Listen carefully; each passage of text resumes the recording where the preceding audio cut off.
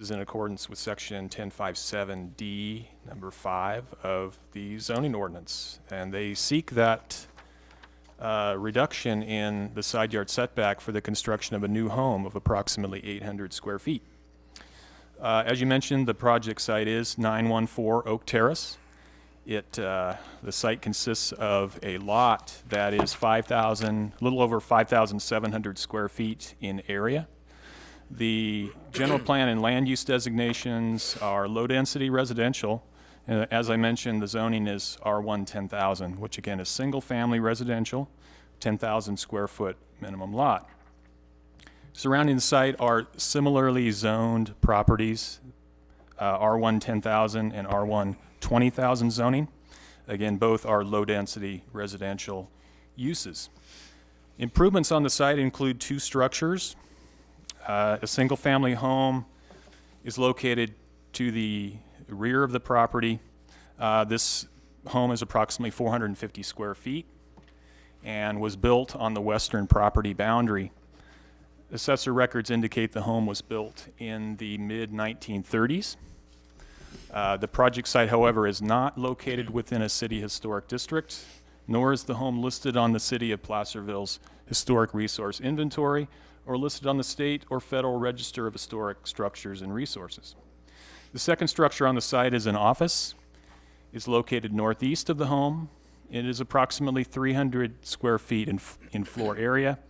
And back in 2012-2013, this structure was a former garage and was converted to a home office with building permit. The project site has public utilities of electric, water, and sewer that serve both the home and office uses, which are located and terminate on Oak Terrace Road. According to the property owner, also located on the site is a private sewer lateral that serves not only the on-site uses, but also it serves as the lateral for the property behind or south of the project site at 2695 Edgewood Drive. When staff reviewed this request, we looked at the general plan, the zoning ordinance for applicable language regarding the setbacks, the building height, things of that nature. As I mentioned earlier, the general plan land use designation is low-density residential. The site has single-family residential uses on it. Therefore, the proposed use for a single-family home at that site is consistent with the general plan. In terms of zoning ordinance consistency, the R1 10,000 regulations would apply. And on page 4 of your staff report, I've kind of outlined the general regulations or the standards related to construction on that R1 10,000 zone property. Minimum yards in that zone are 20 feet to the front, 20 feet to the rear, and the side yard setback is 10% of the lot width or 10 feet, whichever is less. Staff evaluated the site plan that's submitted by the applicant, and it's apparent that the property measured at the midway point of the front and rear property lines is approximately 60 feet in width. And what that means is the minimum side yard setback for a property of this size and dimension, the minimum side yard setback is 10% of the lot width or 6 feet. Again, as I mentioned, the applicant proposes to demolish the existing single-family home and build a new one approximately 2 feet from the property's western boundary. Its placement, therefore, would not meet the 6-foot minimum side yard setback, and hence the request for the variance. The development of the single-family home, the new structure, the applicant proposes to extend an eave projection that would extend 2 feet from the exterior wall towards that western boundary. Under city code requirements, an eave projection can extend up to 2 feet into required yards. Staff also evaluated building coverage, and the proposed 800 square foot home and the existing 300 square foot office that would account for approximately 19% of the parcel area would be covered. This is well within the 35% parcel coverage maximum under the R1 10,000 zone. One of the other key provisions of this site is its really substandard area. As I mentioned before, this parcel has an area of 5,700 square feet when the minimum for a newly created lot in this zone district would be 10,000. That's 43% less. This lot is legal and has existed for many decades, and it predates the zoning ordinance requirements. Staff also looked at the home demolition for your review tonight, and at this point he has not submitted an application to do that, but it would be required under the code sections I've referenced there on page 4, and Commission is aware of those references due to our discussion in the recent past.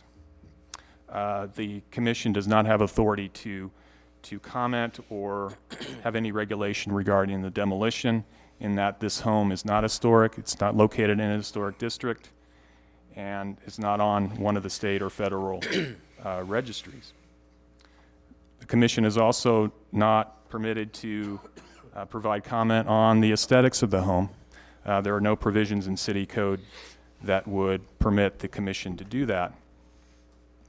When reviewing a variance request, the Commission in this case, which is granted under our zoning ordinance to review and approve variance requests, that's section 1053 of our zoning ordinance.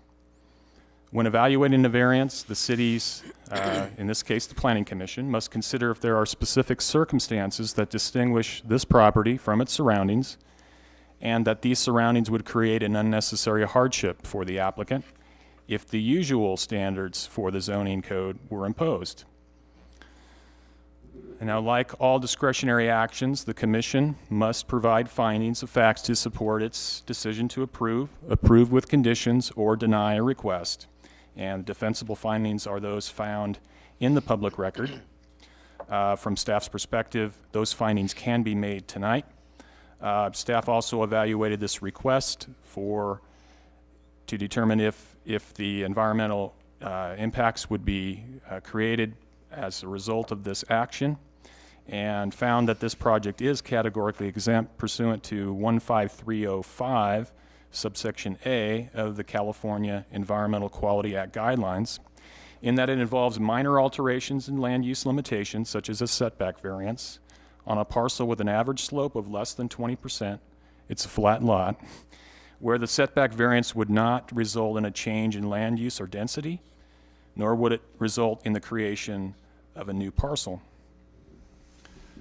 To kind of conclude staff's review of this, due to the substandard but legal the substandard lot size that this property has, again, it's 43% less than what would normally be required.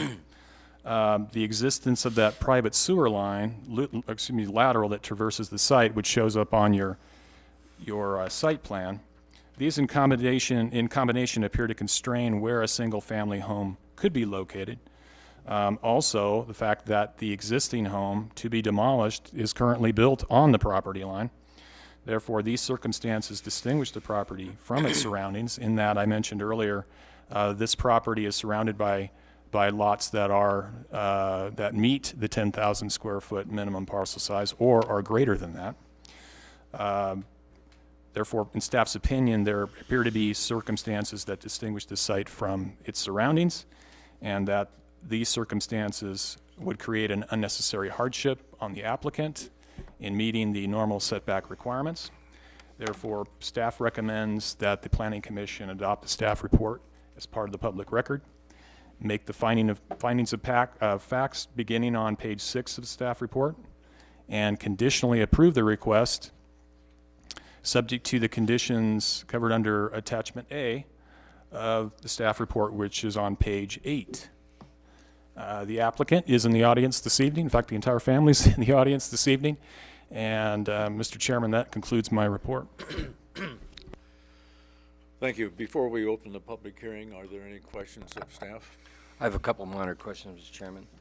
So Andrew, is it fair to say, as opposed to using the term substandard, could we use non-conforming?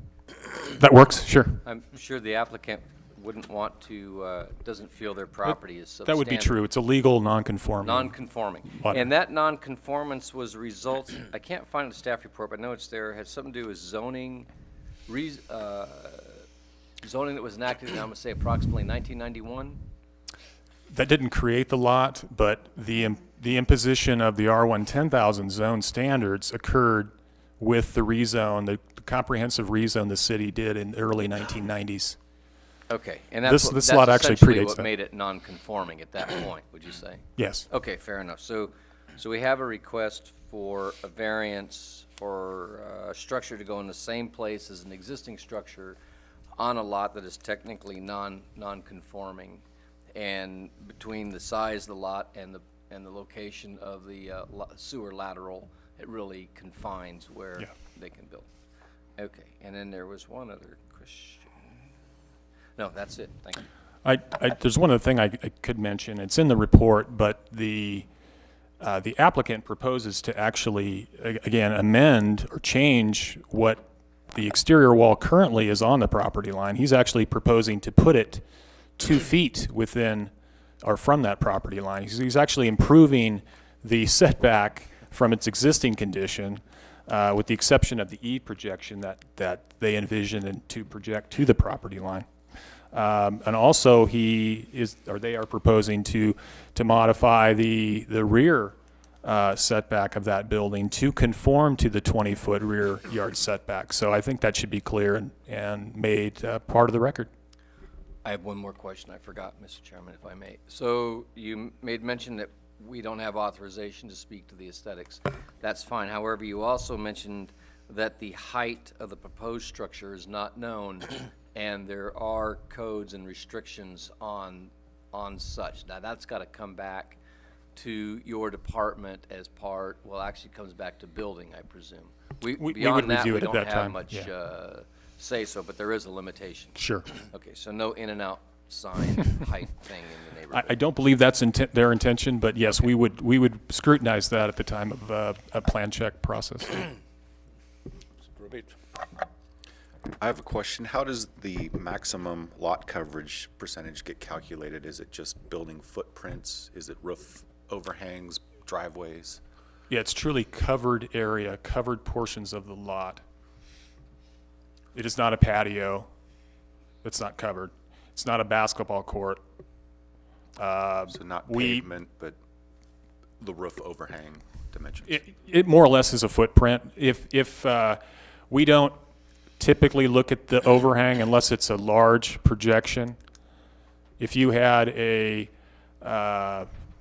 awning or something of that nature that extends perhaps more than 2 feet, we would likely make it part of the calculation. But to be honest with you, I don't think I've ever calculated the E projection as part of the lot coverage because it's really so minuscule. Unless you've got a 10,000 square foot floor area of a house, then it could really calculate up. But that's a very good question.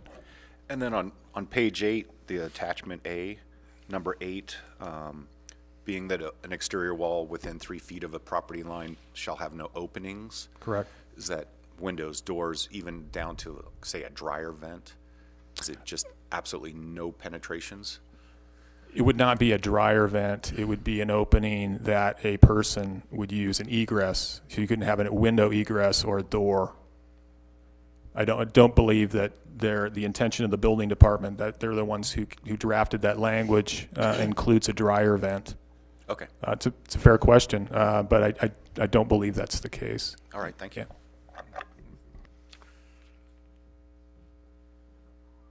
Yeah.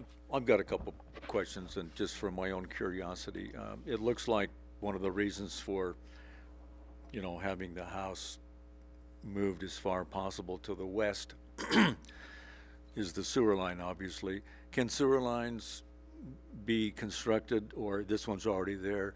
Can a carport be constructed over a sewer line? In a typical situation where a lateral is encumbered or part of an easement, no, we would not permit a covering of an easement or a right-of-way. In this case, I believe the applicant has carefully located where that carport would go, should not impact that. But in normal situations, again, in this circumstance, we know of no recorded easement for this lateral. So in that sense, the city would have no responsibility to not require it. But if it was an easement or a right-of-way, then we would.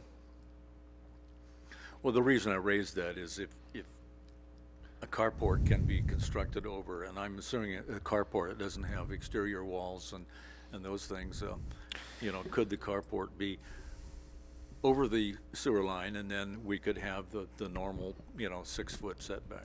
I think the circumstances that may happen, if you had, in this case, like an underground utility, if you had something covering that easement and that utility company wanted to come in and replace or repair that line, they want the ability with their equipment that may exceed the height of that structure in order to get at it, and to have that clear space above it is really the purpose as to why you don't cover an easement or a right of way. Well, I understand that, but this isn't power or phone or anything like that. It's probably a private, privately owned sewer line, And I was just curious if, I'm not gonna suggest in this case that you move the house over and build the carport over the sewer line. I was just curious for future deliberation, maybe if that's something that would be legal or allowed, I don't know.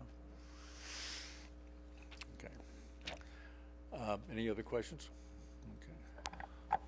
Just to kind of extend the last comment and question, the impression I'm getting is this general proposition is if you have buried plant, what I call generically, whether it be power, telecom, or sewer, right, you don't want to be pouring concrete directly over the route of that, because you may need, the first thing you'd have to do is jackhammer the concrete out in order to get to the, I presume that's what we're talking about here, is this carport, a poured slab.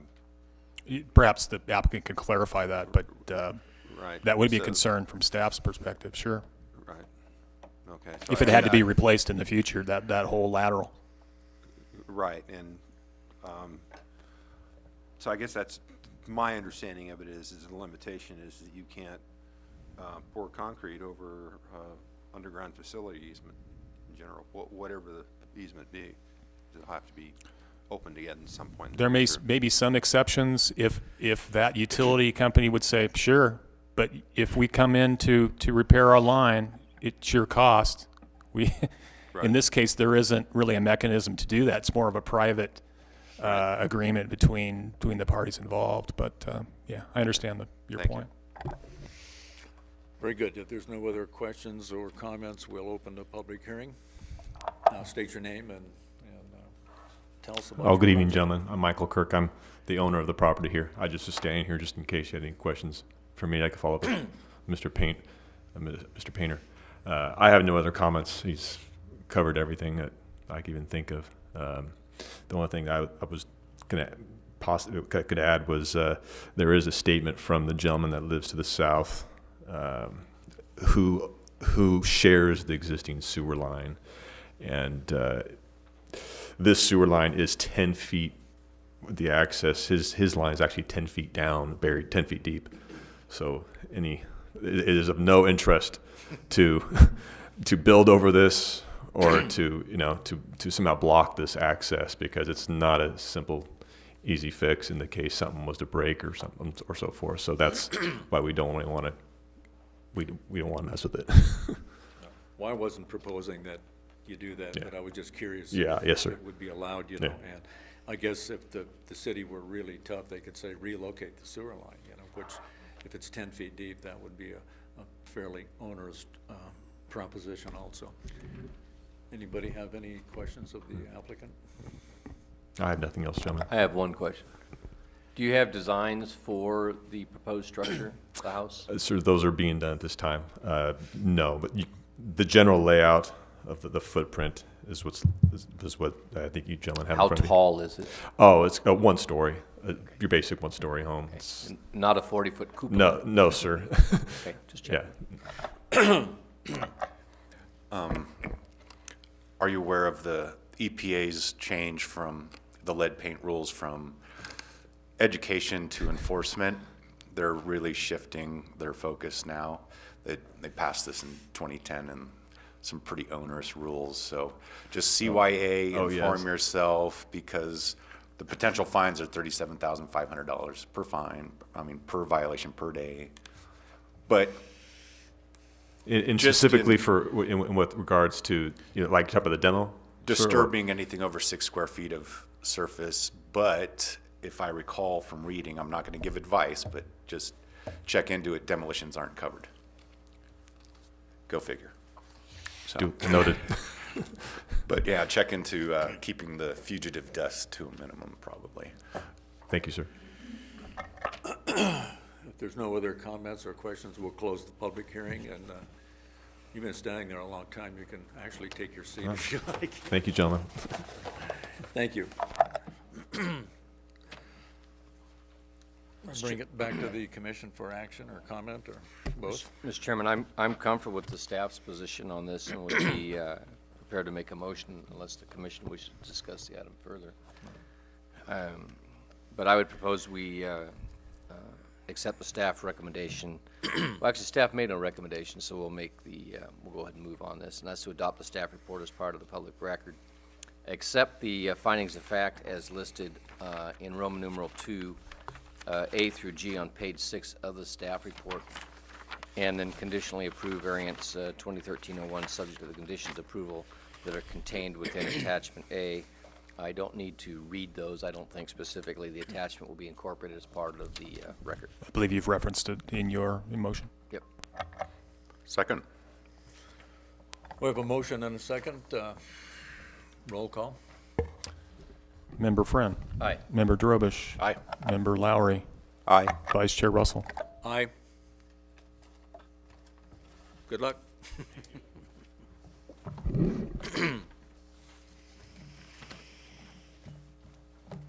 Okay, now to the exciting part here. Development guide updates, chapters 8, 9, and 10. Yeah, you guys are kind of aware of what we're doing. I won't go into any details about that. It's a periodic process, once a month. I'll bring chapters in for you to review. Underline strikeout is the technique we've used. Do you have any questions about what I've provided for you as far as amendments to or updating of chapters 8, 9, and 10?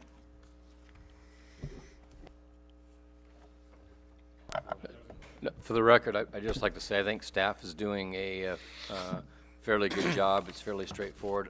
There are probably a few clerical, technical edits and cleanups and typos and grammaticals, and I assume that you'll go back through the document after all the major items are covered and do that cleanup. So, Erica Enderlead will be on that, Yeah. I'm sure. yeah. I just had a question about the potential pictures. There will be updated pictures to accompany the text, correct? And I would just want them to come, not right at the very end, have at least a chance to discuss them and make changes, not just have one chance to either say yes or no. Okay, I believe Director Rivas was going to be doing that. I will inform him of your, not concern, but your interest in the timing of that. So I'll bring that forward. Thank you. There's really no action unless you want to amend what I've, or have additional edits that you'd like to put in.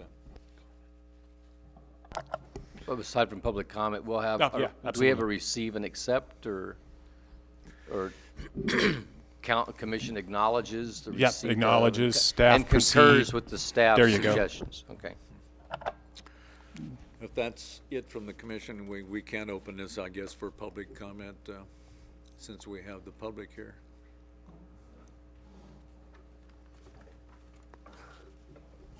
Kirk Smith from Placerville. I share your views that the staff did a very good job. I have comments directed in two areas. The last section I saw related to historic buildings had some various requirements like not using heat and things like that. I do think that it's important to make the manual user-friendly so that when you have a requirement imposed on the public, you want to explain in that document what the reasoning is, what the objective is one comment. The other is I think that something of this importance really would be helpful if you had some publicity where you brought people in to look at a document. I hope that's done before it's finally happens. And the reason is that we often have something come up before the city council and a statement is made that, well, we had hearings, this has been up before various committees for a long time. I'm not sure the public knows that what the impact is and how it can govern them. So it might be, before you complete the process, helpful if you had some publicity about this product. Merely mentioning it at a joint meeting, last year, I'm not sure it gives the public that kind of notice. And you'd have more confidence in the final product if you did. Thank you.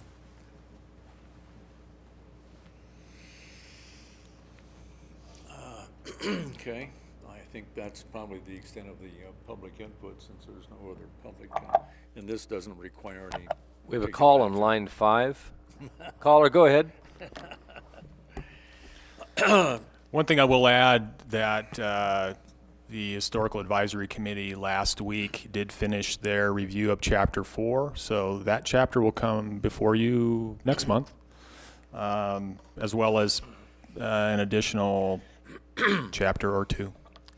So, One comment, if I may. So the speaker did bring up just a point that this is duly noticed, I believe, and if folks are interested, they can come and they can comment. And I think this information is on the website as well. yes, it is. But once we're all said and done, when we've gone through the whole process, is there a formal adoption by this body of the document? It would be a recommendation to City Council. Recommendation is, for the document in its entirety to go to council for Right. council Council adoption. would approve it by resolution. So at that point, maybe an article in the Mountain Democrat or something, or some other publicity might be appropriate at that point? I could see if we had budget amount for that. Absolutely. Press releases are free. True.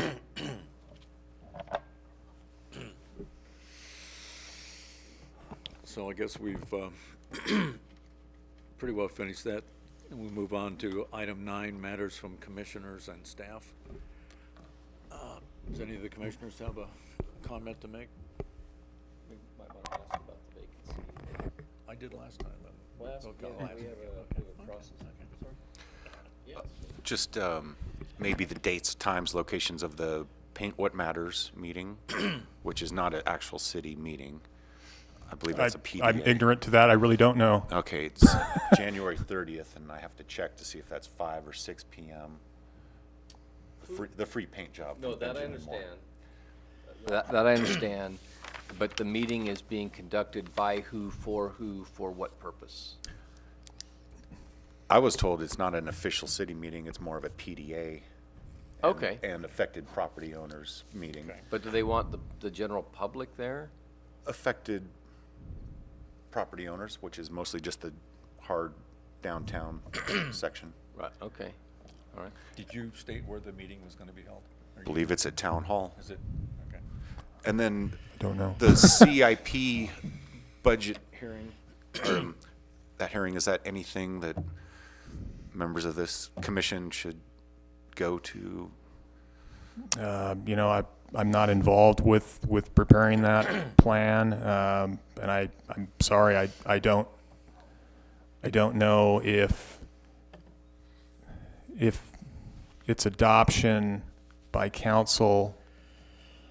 I have to get back to you on that. I don't hate to sound uninformed here, but I think it's just a workshop and a yeah, PowerPoint it sounds to me like, presentation. yeah. this is what we could do, here are the things we've got, yeah.